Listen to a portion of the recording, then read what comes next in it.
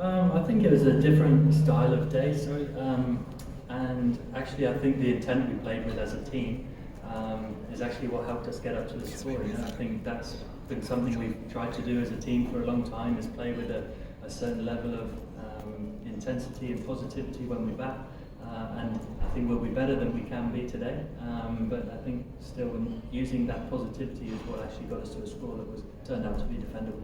And if you look at someone like Reece today, he's got those record figures for anyone who plays, picked him off the assistant coach. But it's 7 years since he made his England debut. He's had a bit of a rough ride along the way. How pleased are you that he sort of gets his moment in the sun a bit? Yeah, delighted for him. He's a very popular member of the team. He brings a lot of energy to the group, and you know, he's had quite an interesting story. You know, came into the game very early with Essex, and then had obviously those back trouble and stuff. So for him to come back from that and to take 6 for 24 today at Lords is an incredibly special performance. Okay, we'll go Mel, John, and then Dean. Thanks. Jos, it's a bit of a big picture question, but we've got all of these white ball bilaterals jammed in together at the moment, which is obviously quite difficult. We've seen an Australia South Africa series canned in the past couple of days. The World Super League is gone now as well. So just wondering, as now England captain, are bilateral ODI and T20 series still vital? Do you see them as being important? And outside of World Cup events, and why? Yeah, I was sat in the room when you asked the same question to Rohit. So yeah, absolutely, and I agree with him a lot. Actually, I think they are still very relevant. I agree the scheduling must be better because you know, you want to see games in international games at the highest intensity, and I think recovery is a big part of that when you're playing back to back, and you know, you want to get the best players on the field, the best available team every time, which makes the games more relevant. I think also when the big ICC events are closer together, that makes that tough as well, because you know, that just takes time out of the calendar for when players could rest, or when bilateral series are played at full intensity, for example. So I do still think they're very relevant. No doubt the game is changing and evolving, and you know, T20 is still a very young form of the game, really, but you know, it's become you know, probably the biggest part of the game as well. So I think it's certainly an interesting time for cricket, but I do still feel that done properly, bilateral series and like Rohit's idea of tri-series as well, I think they're actually a really good way of playing you know, international cricket. John? Yeah, I was going to ask about Reece, all the setbacks he's had and the worries, I suppose, whether he'd play a game at this level, it's a tribute to his perseverance, I guess. It is, absolutely, and I think his outlook on life and the game, you know, he's had some really tough experiences not knowing if he was going to play again, and I think that's given him a real sense of perspective in the game, a lot of enjoyment for when he's playing. He's got all the attributes to be a fantastic international bowler, and you know, delighted for him to get those results today. Yeah. I just wonder whether you were quite pleased about maybe some of the lessons that your team had already learned from Tuesday in terms of the way you went about your batting, maybe slightly less aggressive, trying to make sure that you got a score on the board, maybe not the giant score you wanted, but you still all chipped in, I think 8 out of 11, got to double figures. Is that the sort of thing that at least is a sign you're making progress in a way? Yeah, well, I actually disagree with you about the other day. I think a lot of the wickets were from defensive shots getting caught behind the wickets. It doesn't feel like a completely aggressive batting to me. So I think that's the difference in the terminology and the way people speak and actually the results that are shown. But I think certainly today, actually, the positivity we showed with the bat is actually what enabled us to get up to the score that we did. I think we can bat better, absolutely we can still. But instead of sort of playing it safe and allowing the bowlers to just settle in on the length, we actually were proactive and played some positive shots, which I think earned us a few extra runs that potentially we may have got. So I still think we could have got more. But you know, there's a hell of a lot of experience in the batting lineup, and it's a really strong batting lineup, and I have so much trust in whoever's in the middle to make the right call at the time, and that the whole dressing room will always back those guys. Pass the mic to Dean, thank you. And then do 2 more.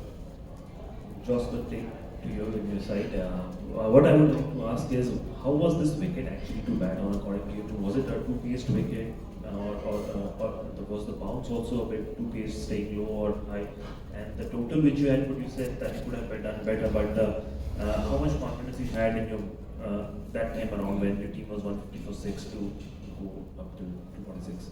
Yeah, it's always been a real strength of the team is that we have a lot of all-rounders. A lot of our bowlers are very capable batsmen, so that's been a theme for the team that allows us to be more positive because we know we bat deep into our team. And I think we played at Lords quite a lot, and it's never a brilliant batting wicket, never completely straightforward. And I think probably the same today. I think if you held a length, it was very tough to score.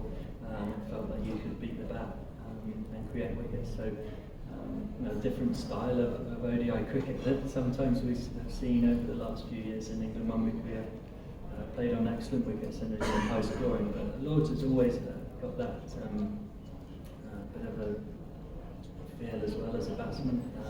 Similar, it felt a bit like the World Cup final wicket. It's not completely straightforward, and that creates interesting games of cricket as well.